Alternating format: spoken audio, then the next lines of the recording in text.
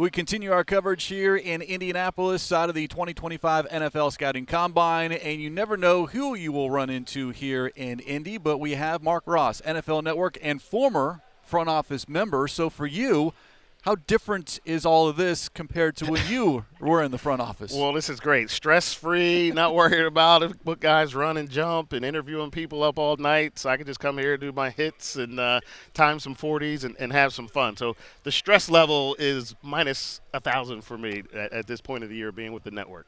How, though, has it grown as far as number of media row, radio row, and the number of people, the fan involvement as well? Because once upon a time, this was not televised. Now, all of a sudden, it's become a tentpole event for the league. Yeah, I think my first combine was in 1997, and we would come here, do our business. There's a couple interviews here and there. Of course, there's no fans, and you just keep it moving. And each year, you saw it creeping up and growing. And when the NFL Network got involved and it got televised, and of course, people in football are like, why in the world would anybody watch people run? And sure enough, people tune in, watch it run. Of course, building all the speculation with team sites and radio, and each year has just really created a monster where what happens on the field really is not even significant. I mean, it's really about how we're creating this interest and creating more buzz and creating more storylines for the NFL through the lens of what's happening on the field, and really that's been swallowed up by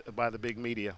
How do you rank then, from your perspective, the on-field workouts, the medical testing, the interviews between prospect and team?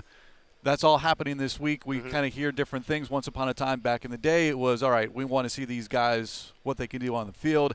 Now it seems like some of that testing is kind of more for show than anything else. Yeah, really. I'd always been a stickler to what they do on film is really 99% of how great players become, great players are, pretty much. And now, at least back then, people didn't train as much for the 40s and the workout, so there was still that little bit of, what are they? And you could see some. Now they train so much for it that it's not even football drills anymore. It's just, have you trained out of your mind to be ready for this? And it's not a true indicator of football ability. But yet we come here every year and we go through it again and create so much buzz. Let's just use Shedeur Sanders as an example. Not throwing. We've got, he's not throwing. And there's been zero correlation between throwing at the combine and whether you're good or bad, and if you don't, whether you're good or bad. But yet we're doing it once again, another year of, oh my gosh, Shedeur Sanders is hiding. He can't play because he's not throwing.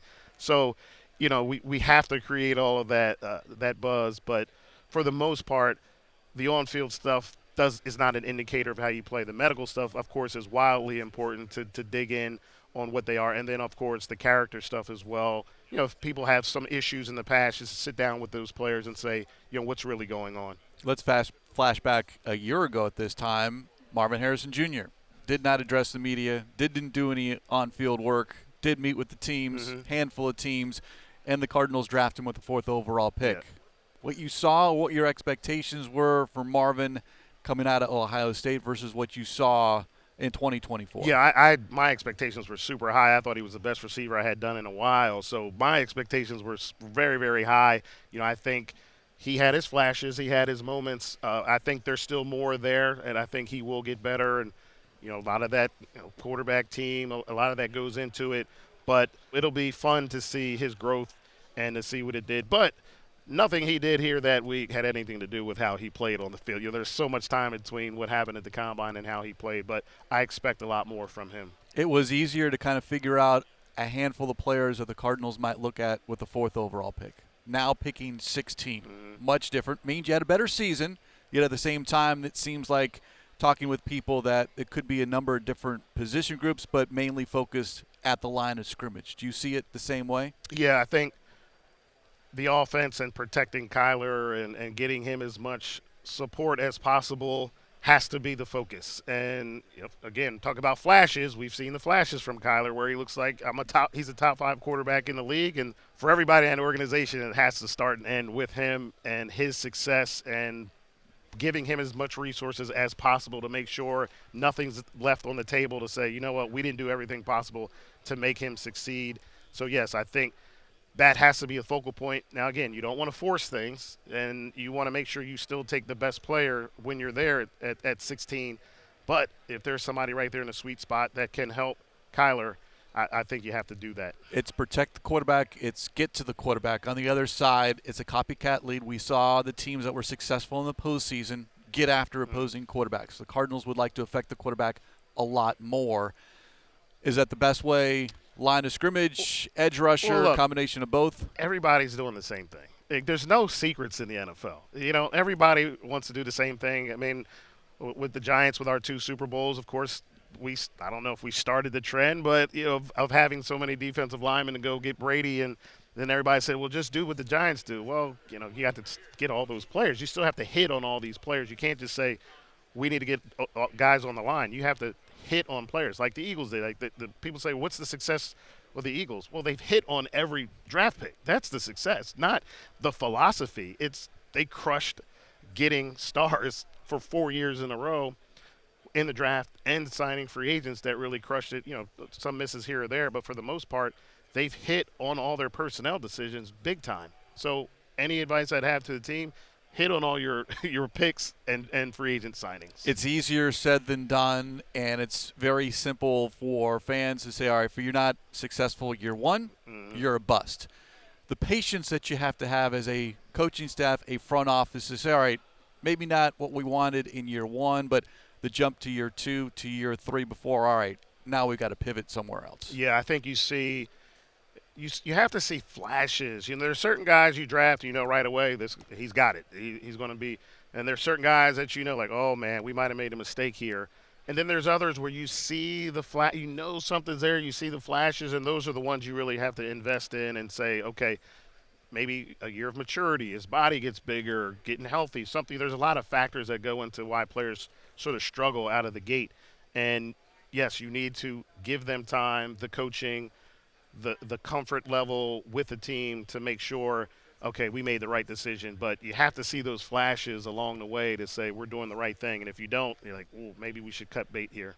I think we've seen some flashes from the Cardinals, 4 wins to 8 wins. That's a big jump. What's the next step that you would like to see for Jonathan Gannon's team to where it's not knocking on the door but in the postseason? Yeah, it's all about consistency, and it's anything in the NFL, whether – it's these draft picks, whether it's coaches, whether it's in-game decisions. It's how consistent you do things well and how the bad things are, how consistently you do bad things. So you're trying to get on this edge of it of let's consistently do things well. And for the Cardinals, it's that. And it gets back to Kyler again. And it's how well he plays at a high level, how consistently he plays at a high level.